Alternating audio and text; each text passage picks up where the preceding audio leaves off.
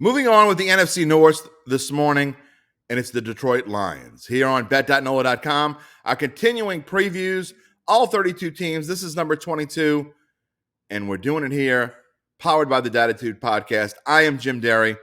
What do we think about the Detroit Lions? There's been a lot of talk about them in the offseason. A lot of experts, and I think a lot of Aunt Mabels and Drunk Joes, too, love the Detroit Lions this year. They coming off a 13-1 season. Why do people like this team so much? And I hear it over and over and over again. I think there's some kind of emotional attachment. When you talk about underdogs, this team not only fits the bill because they've been so bad, but because of Dan Campbell, and he wore his heart on his sleeve for most of last year. A 13-1 season obviously didn't approach what they were expected to get or hoped to get. They had a rough start. They lost a lot of close ones. They make the trade. They trade Stafford to the Rams. They get Jared Goff in return and some draft picks. Did it work out for them? In the short term, obviously not. In the long term, maybe, potentially, yes. And why? Because this offense, to me, could be up there with some of the better offenses in the NFL. You start with Jared Goff. Now, he had a bad season last year, and he's not an above-average quarterback. We talked about Justin Fields yesterday. Today, Jared Goff, he's a little better than Justin Fields right now, in my opinion. And their offensive line, though, is so much better than the Chicago Bears. They have a solid offensive line, maybe one of the best in football. And when you could put that together with some of the other weapons they have, Deandre Swift at running back, he kind of took the league by storm if you were a fantasy football player. Now, he had his moments. He missed some time with injury.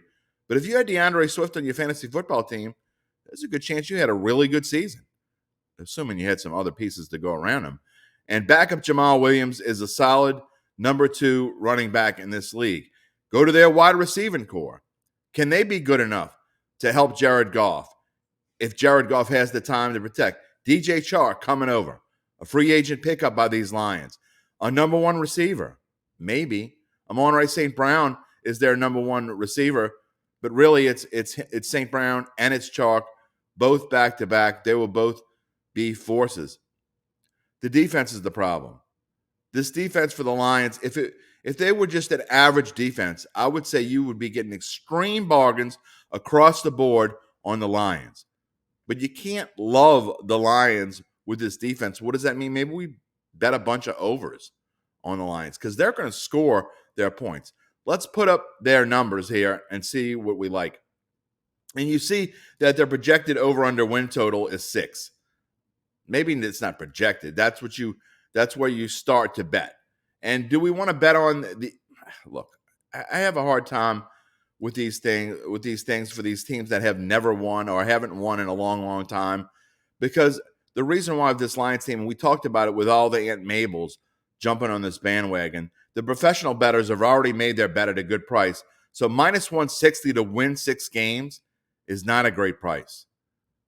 That being said, some of these other numbers might be. Maybe not division title at plus 900, but if you look around and shop around for the Lions to potentially make the playoffs, because I think it is possible, and you're going to get a decent price.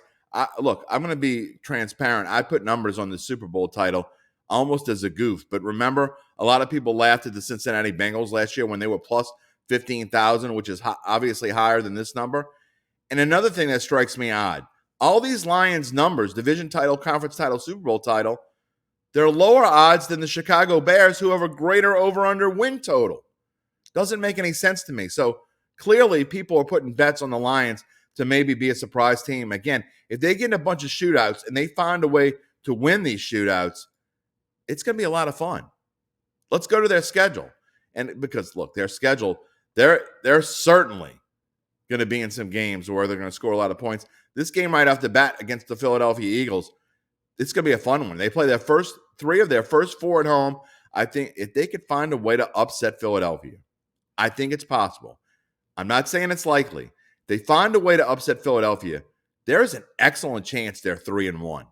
I don't think they're going to beat Minnesota, but having those 3 games at home, they're better than Washington.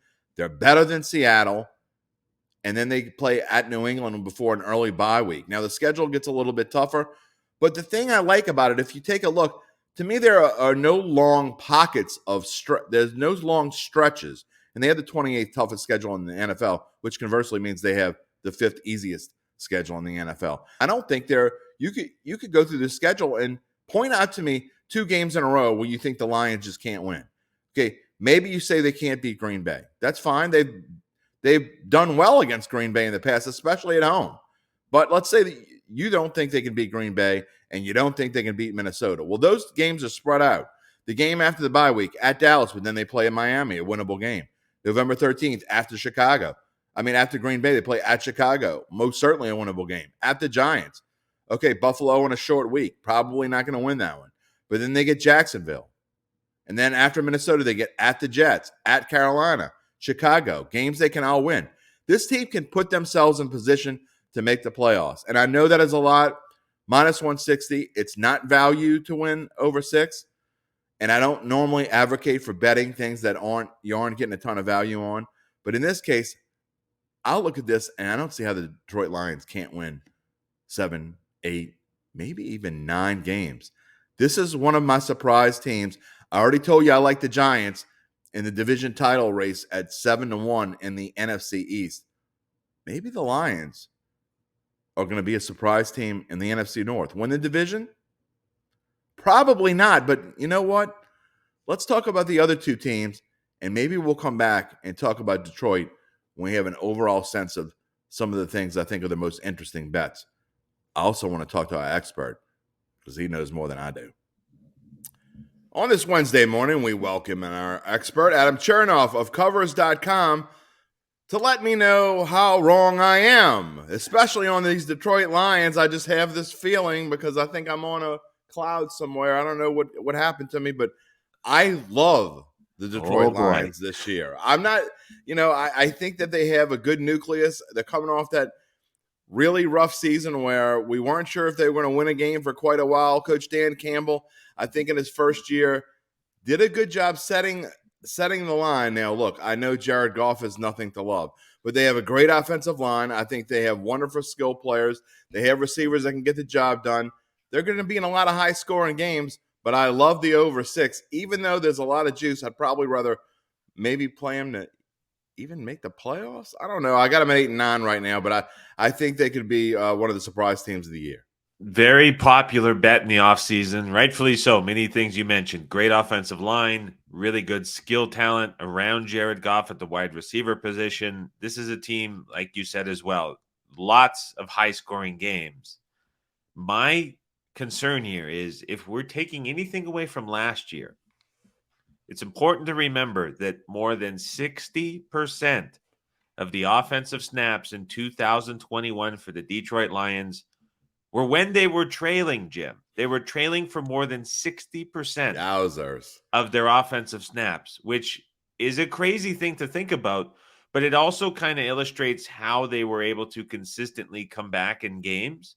Because when a team is leading by 14 points, their defense is not nearly as aggressive. And so coming into this year, if we think the Lions are going to be in a different situation, but we're trusting what they did last year on offense, that's a very different scenario. So those are my sort of concerns for the Lions, that we're maybe putting a little bit too much stock into what they did last year and not realizing just how bad this defense is and kind of pushing all the issues that Jared Goff has to the side. So I'm not betting any overs. I have nothing on the overs or Lions futures.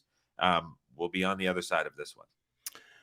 Okay, I told you he would tell me how wrong I am, and I feel like I want to put my tail between my legs. And you know what? We're just going to move on right into the Green Bay Packers tomorrow. I think we have agreement coming on one of the last 2 teams here in the division. So I have a feeling you're right. A great episode coming for bets. We haven't talked about it, but we'll find out tomorrow.